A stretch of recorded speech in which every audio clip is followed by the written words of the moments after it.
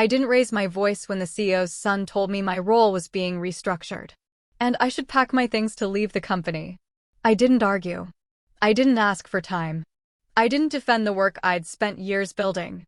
I just nodded, closed my notebook, and listened as he explained the future of a system he didn't understand. That was the moment I knew the project wouldn't survive the night. The meeting itself was polite, almost gentle. Glass walls, soft lighting, words like alignment, velocity, fresh direction. The kind of language companies use when they've already made up their mind. The CEO's son sat across from me, confident in that way only inherited authority can be. Not cruel, not angry, just certain. He talked about scaling faster, about modernizing leadership, about how experience sometimes becomes a bottleneck. When he finished, the room waited for my reaction. I gave them none, because long before that meeting, I had already done my job. And, because of that, what they were about to do next would cost them everything. If you're the kind of person who pays attention to how power actually works quietly, system by system, you should subscribe to this channel. Stories like this don't explode loudly. They collapse slowly, and then all at once. My name is Arya. For 6 years, I worked in the tech division of a company everyone admired. Enterprise clients, government contracts, a reputation for being unbreakable. And for most of that time, I was invisible. Not ignored, relied on. The kind of person teams call when things fail at 2 a.m. The kind of person whose name doesn't appear in press releases, but appears in every recovery log. I wasn't the face of the platform. I was the part that made sure it didn't fall apart. The project they removed me from that morning wasn't small. It wasn't experimental. It wasn't optional. Internally, it was called a transition. Externally, it would later be described as a $3 billion initiative. And the decision to push me out of it was made in under 10 minutes.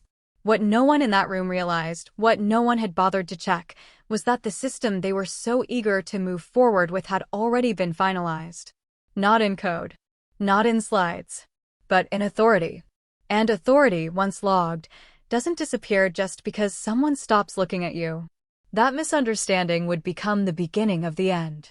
I was never hired to be impressive. No dramatic onboarding. No glossy introduction slide. No applause. I was hired to stabilize things that were already breaking. When I joined the company, the platform was growing faster than anyone could control. New clients every quarter. New integrations stacked on top of old ones.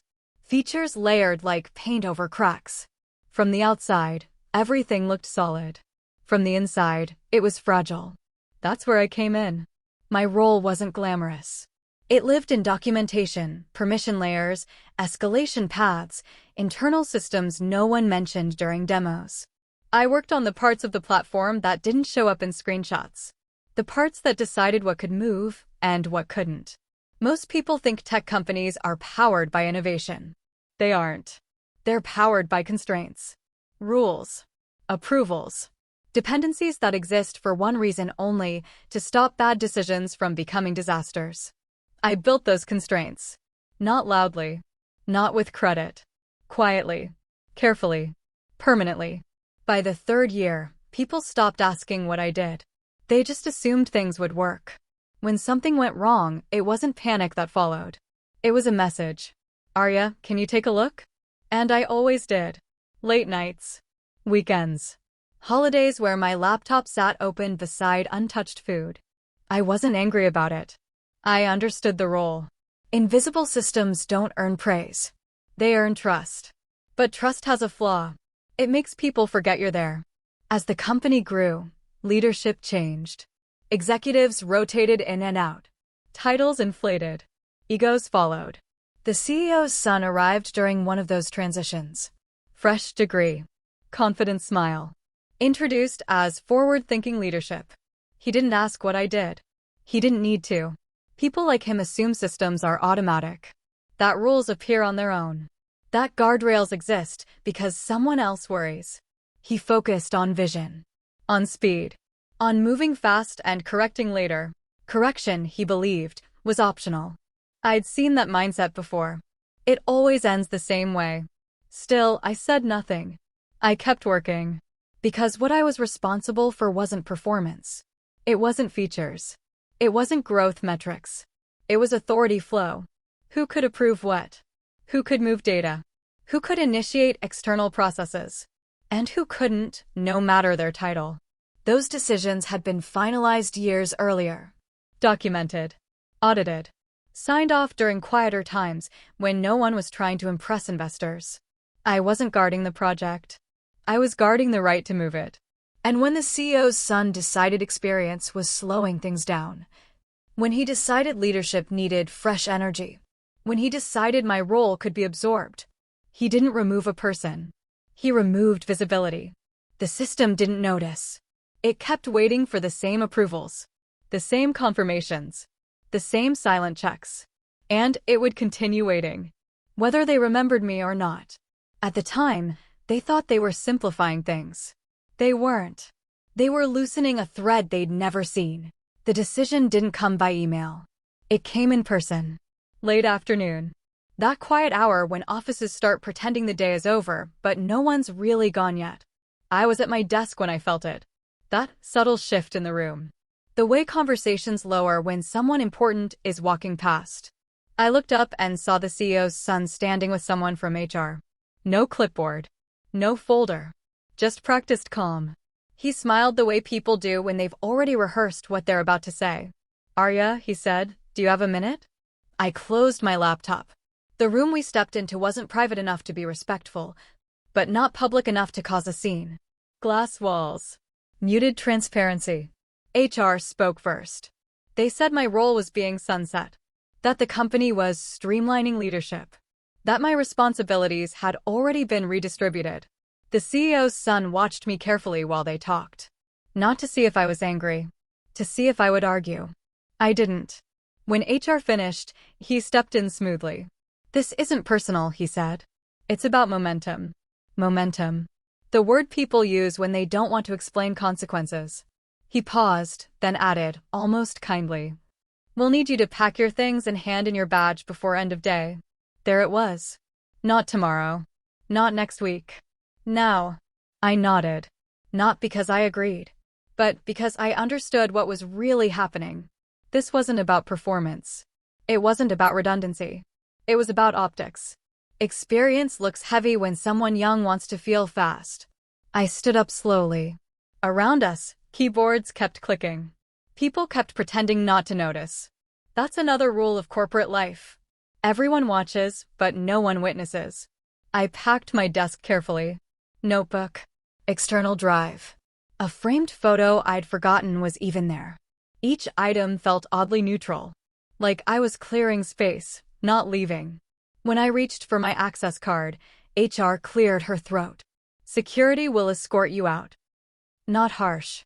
Just procedure. The CEO's son avoided my eyes as we walked. At the elevator, he finally spoke again. "You did good work here," he said. "You should be proud." I almost smiled. Pride wasn't the issue. Control was. The doors closed. The building descended.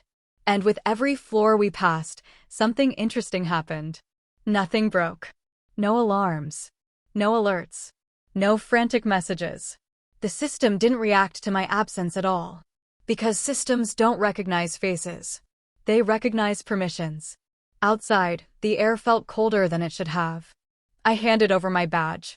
Signed a form. Listened to HR explain next steps I already knew. Then I walked away. No dramatic exit. No final speech. Just a quiet understanding settling into place. They believed removing me meant removing my influence. They believed packing a desk meant packing authority. They were wrong. If you're still listening, you already understand why stories like this matter. Subscribe to this channel, not for drama, but for the truth about how power actually moves when no one is watching. That night at home, I didn't pour a drink. I didn't call anyone. I opened my laptop. Not to log back in. Just to check something. And when I saw it, the unchanged state of the system, the approval still waiting, the processes still paused exactly where they always paused, I finally allowed myself one thought. They didn't remove me from the project. They removed themselves from understanding it. The first day after I left, nothing happened. No messages.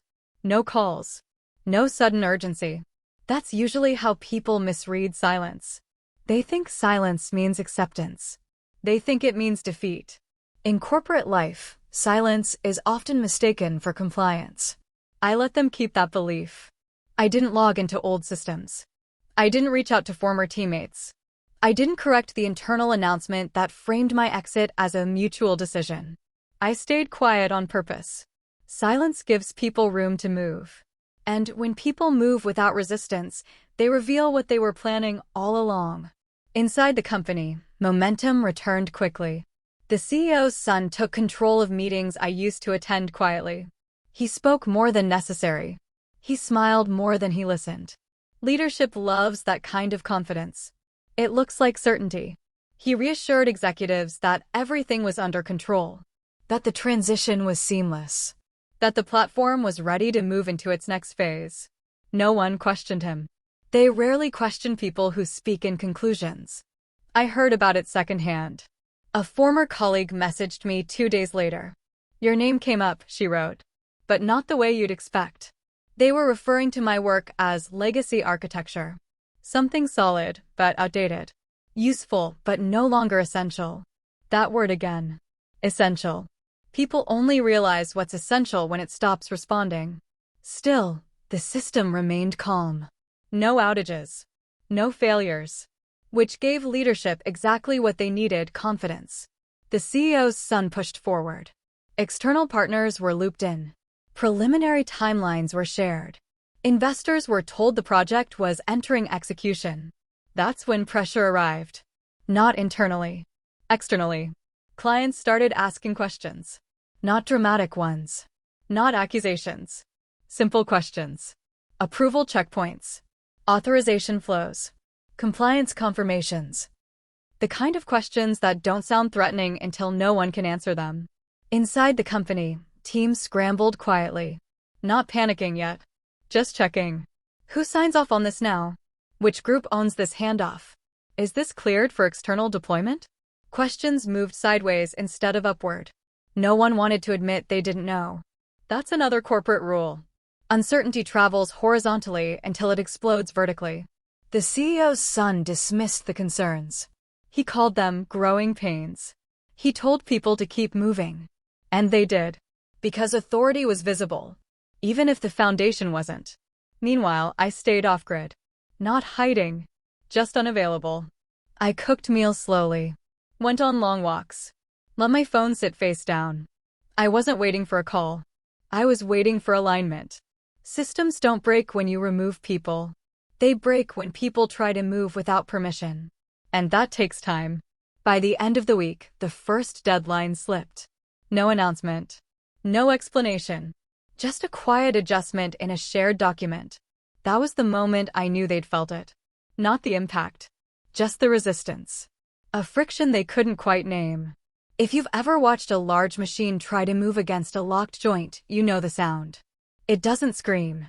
It groans. And once it starts groaning, it's already too late to pretend nothing's wrong. That night, I received the first call I didn't answer. No voicemail.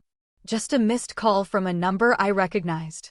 I turned the phone back over and let it stay dark. Because the collapse doesn't begin with chaos. It begins with realization. And they were getting close. By the start of the second week, confidence had changed its tone.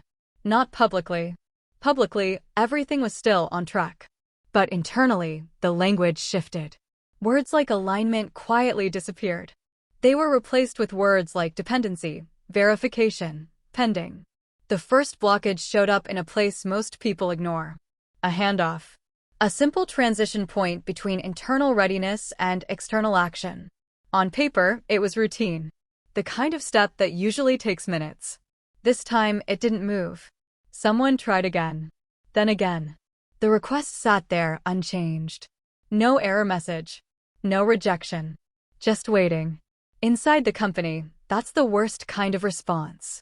Because it doesn't tell you what went wrong. It tells you something is missing. The CEO's son was notified late that afternoon.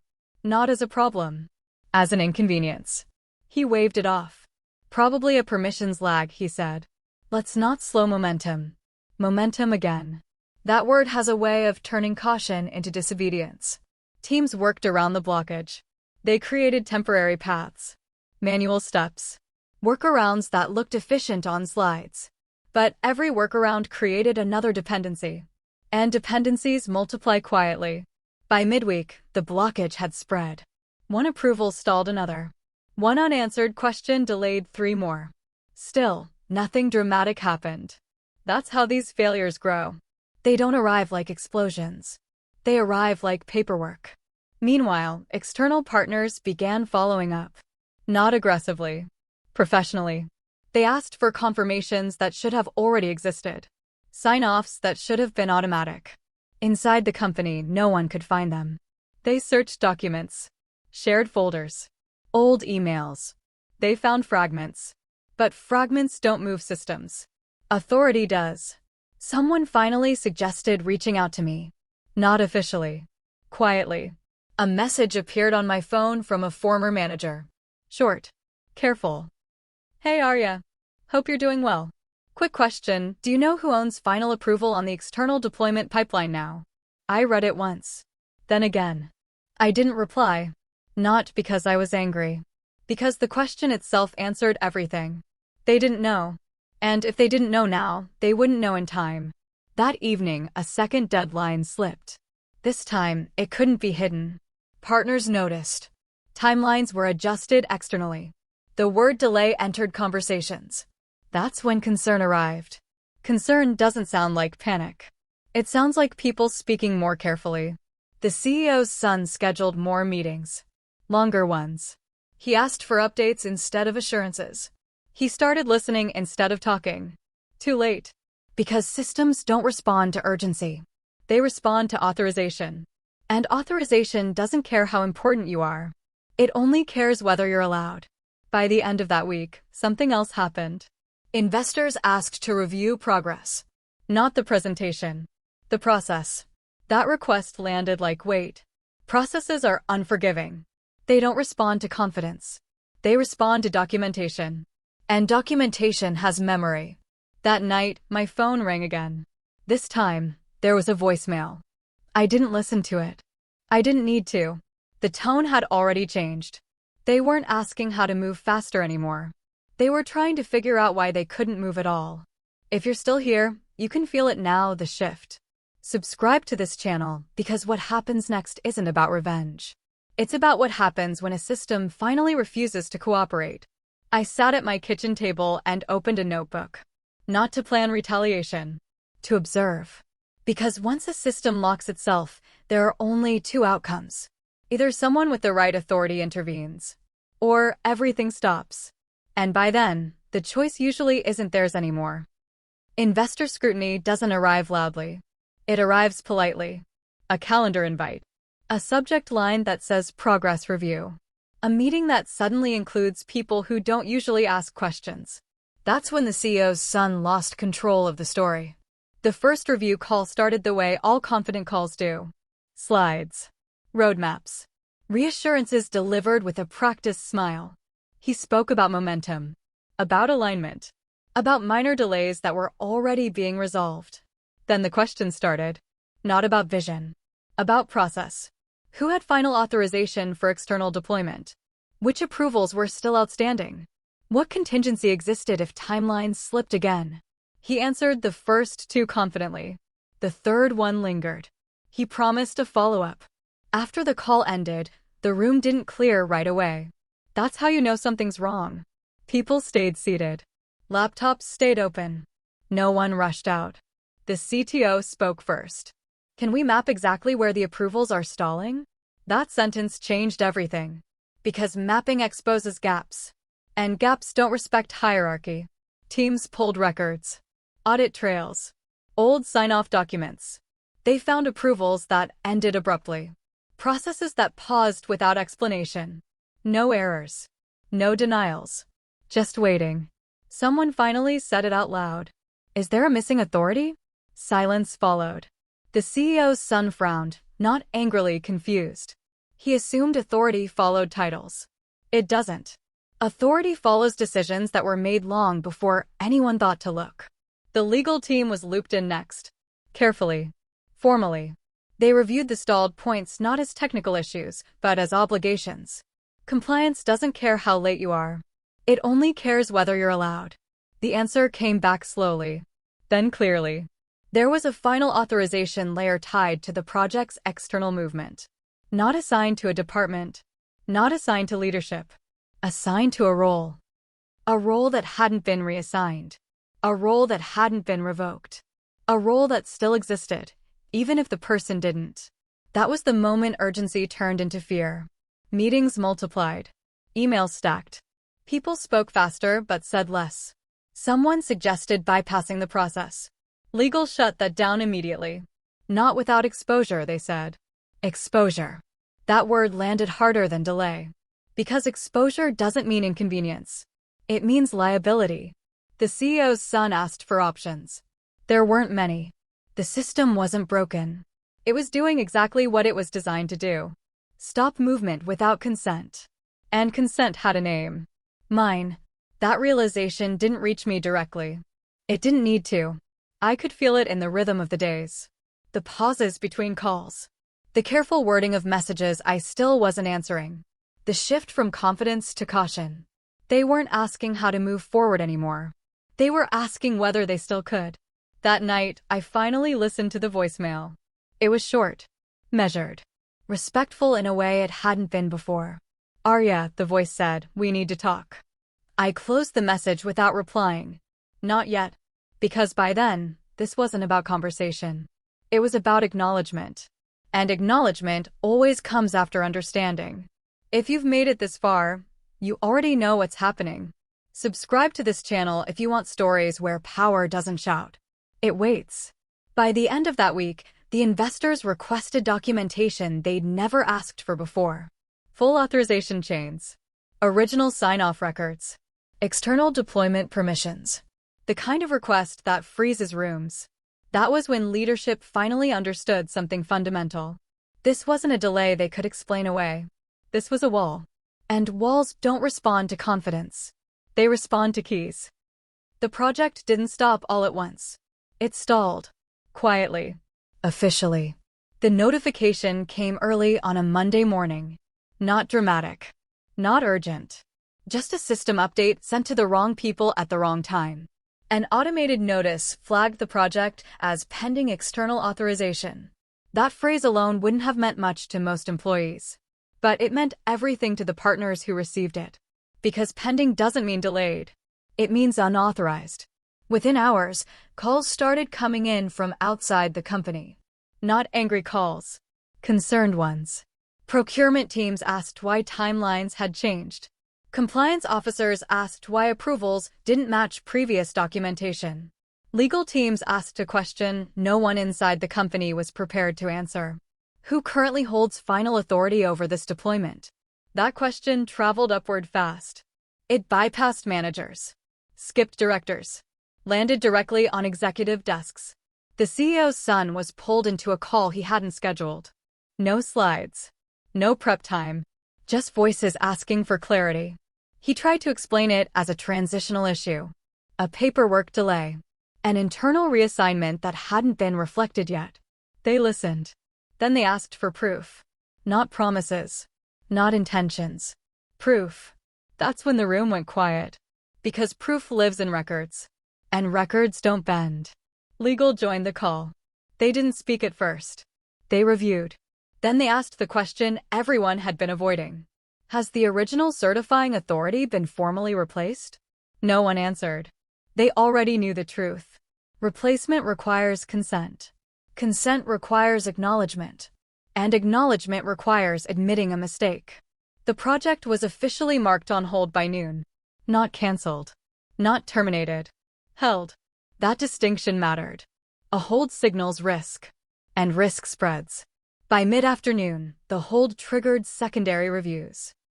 Vendor contracts paused automatically. Funding milestones froze. Public announcements were quietly pulled. What had been a $3 billion initiative that morning was now a liability by evening. Inside the company, panic finally arrived. Not loud panic. Controlled panic. Executives stopped delegating.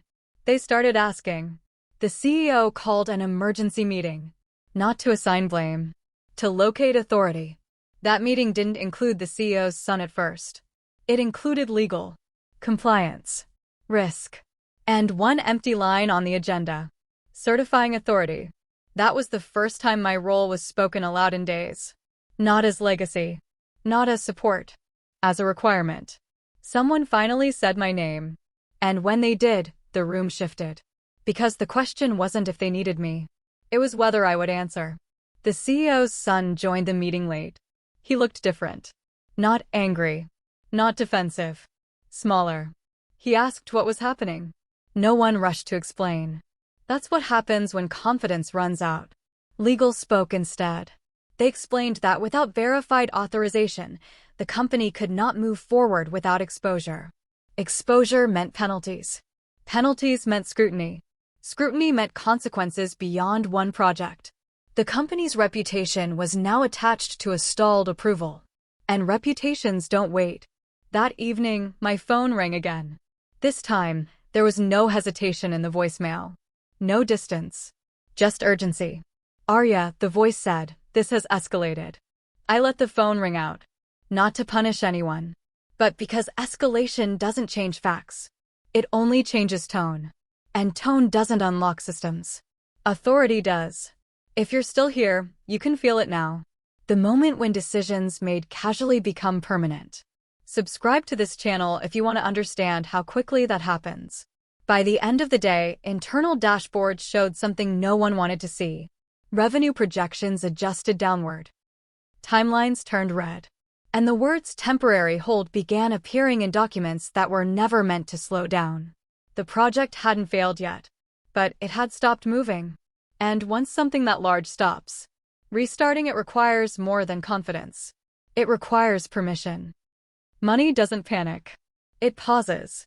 And when it pauses, everything else follows. The first reaction didn't come from leadership. It came from finance. Funding tied to the project was milestone-based. Release required confirmation. Confirmation required authorization. None arrived. So the funds stayed where they were. That single pause changed the tone of every conversation in the building. Suddenly, delays weren't theoretical. They were measurable. Forecasts were revised quietly at first. Numbers adjusted in spreadsheets no one wanted to circulate yet. But finance doesn't hide for long. By the next morning, department heads were asking questions they'd never needed to ask before. How exposed are we? How long can we hold? What happens if this doesn't clear? The answers weren't comforting. Because this wasn't a side project. It was the spine of the quarter. The $3 billion valuation wasn't just marketing language. It was built into expectations. Into future revenue. Into investor confidence. When that spine stopped supporting weight, everything above it started to bend. Investors noticed the silence. Not the public silence. The internal one. No new updates. No revised timelines. No confident statements. Just nothing. That's when calls became firmer. Shorter. Less patient. One investor asked a question that ended optimism completely. If this can't move without a single authorization, what else is structured this way? That question spread like heat. Because it wasn't about the project anymore. It was about governance. Trust. Control. Boards don't forgive surprises. They investigate them. An emergency review was scheduled. Not about delay. About risk exposure. Legal prepared documents late into the night. Compliance reviewed everything twice. Executives stopped sleeping. And somewhere in the middle of all that, the CEO's son finally understood something. This wasn't a technical issue he could delegate. This was a decision he'd made without understanding the system he inherited. The company hadn't lost speed. It had lost alignment. And alignment, once broken, doesn't return quietly. That afternoon, trading partners requested written assurance. Not verbal reassurance. Written. That's the kind of request that changes posture. Because once something is written, it becomes permanent. The company couldn't provide it. Not honestly. Not without reopening decisions they'd already tried to close. By the end of the day, a public-facing update was drafted. Carefully worded. Non-specific. Temporary. But markets read between lines. And confidence doesn't survive ambiguity. The stock dipped. Not dramatically. Just enough to be noticed. Enough to trigger alerts. Enough to make people ask why. Inside the company, the CEO's son stopped speaking in meetings. He listened. He watched. He realized too late that authority doesn't announce itself. It sits quietly until it's needed. And when it's missing, everything stops pretending. That evening, my phone rang again. This time, it was the CEO. Direct. Measured. Respectful. He didn't ask me to fix anything. He asked if I was willing to talk. I didn't answer right away. Because by then, the damage wasn't emotional. It was structural. If you're still listening, you already understand this part. Subscribe to this channel if you want to see how quickly confidence evaporates once money stops believing. That night, headlines hadn't formed yet. But internally, the word collapse had entered conversations. Quietly. Carefully. Because everyone knew what came next. Once money loses patience, it doesn't wait for explanations. Collapse doesn't look the way people imagine. There were no sirens. No shouting matches. No dramatic walkouts. Just a sequence of decisions made too late to matter. The emergency board meeting was called the next morning. Not announced. Not scheduled far ahead. Pulled together quickly, like people trying to hold something upright that was already leaning. I wasn't invited. I didn't need to be. By then, the problem wasn't whether I would help. It was whether help would change anything. The board reviewed the situation without emotion. They didn't ask how it felt. They asked how it happened. Timelines were examined. Authorization chains were traced. Decisions were mapped backward. That's when the mistake became undeniable. The removal of my role wasn't an oversight. It was a unilateral decision. Made without review. Without reassignment of authority. Without understanding consequences. The CEO's son didn't defend himself. He couldn't. The facts didn't leave room for interpretation. The $3 billion project was no longer stalled. It was compromised. Partners had begun renegotiating terms. Some pulled out quietly. Others demanded protection clauses the company couldn't accept. The market reacted faster than leadership could respond. Another dip. Then another. Not panic selling. Recalibration. Confidence adjusting to reality. Internally, hiring freezes were announced. Spending paused. Teams reassigned to damage control.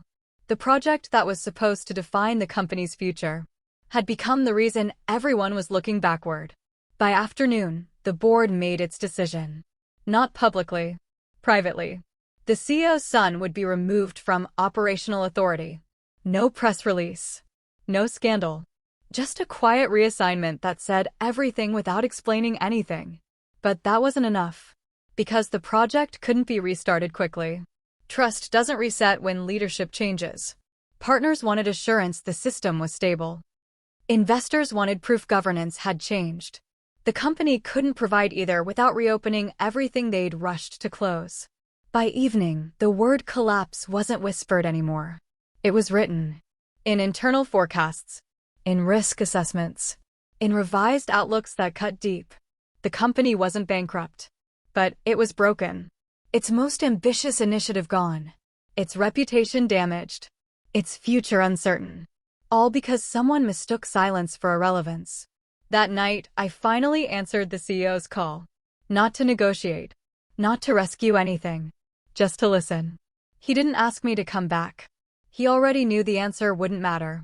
He apologized. Not dramatically. Sincerely. For not asking questions sooner. For trusting confidence over structure. I accepted it.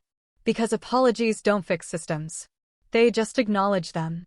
If you've stayed with me this long, you already understand the lesson. Subscribe to this channel if you want stories where consequences unfold quietly and permanently. By the time the company issued its final statement days later, the market had already decided. The $3 billion project was officially terminated. And with it, the illusion that power comes from titles alone. After the project ended, the noise faded quickly. That surprised me. I expected outrage, debate, blame.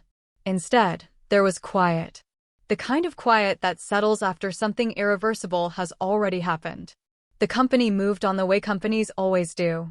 Rebranded language. Revised roadmaps. Carefully worded explanations about strategic realignment. People changed titles. Teams were reshuffled. New priorities were announced. But something fundamental never returned. Trust. Not the public kind. The internal kind. The kind that lets people move quickly without asking too many questions. That kind of trust is fragile. Once it breaks, everything slows down. I never went back. Not because I wasn't asked, but because the question no longer mattered. Systems remember more than people do. They remember who was trusted with authority. They remember how decisions were made. They remember whether structure was respected. Titles come and go. Authority doesn't. Months later, I ran into someone who used to work there. We didn't talk about the project. We talked about something else instead. "How are things now?" they asked. I thought about it for a moment. "They're careful," I said. Careful wasn't the goal they'd been chasing before, but it was the outcome they earned. As for the CEO's son, I never saw him again. I heard he moved on quickly. New role. New environment. Fresh start. That's how it usually works for people with safety nets. Consequences don't always follow the person. Sometimes they follow the system they leave behind. I don't tell this story to celebrate anyone's failure. I tell it because it explains something most people don't learn until it's too late. Power isn't loud. It doesn't announce itself. It doesn't sit at the head of the table. Power lives in structure, in permission, in the quiet decisions made when no one is trying to impress anyone else. If you take anything from this, let it be this. Never confuse visibility with control. And never assume silence means nothing is happening. If you value stories like this, stories about quiet power, real consequences, and how systems actually work, subscribe to this channel. There are more stories coming. And they don't always end with people getting what they expect.